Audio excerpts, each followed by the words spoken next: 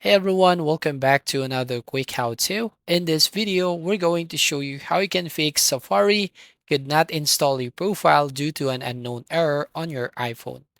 So the first step that we can do here is going to your settings. Now here on settings, first up, check your internet connection. So make sure that you have the stable internet connection. Next, go to settings and then here tap on the screen time. Here on screen time, scroll down and find content and privacy restrictions. So tap on that and make sure that you turn off this content and privacy restrictions. Once done, go back here and go to general settings. Here on general, tap on software update and make sure that you download or install the latest update of iOS. Now, once done here, go back again to general settings.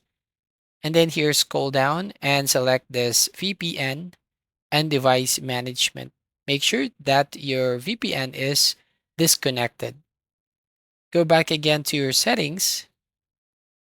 And then here, find the Safari app. And here, you just need to scroll down and find the option which says right here, clear history and website data. And here, select all history and just have to clear all history.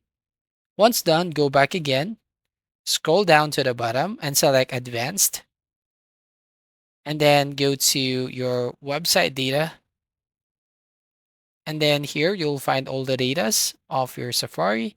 Scroll down to the bottom and select remove all website data. So it will fix the issue on your Safari app.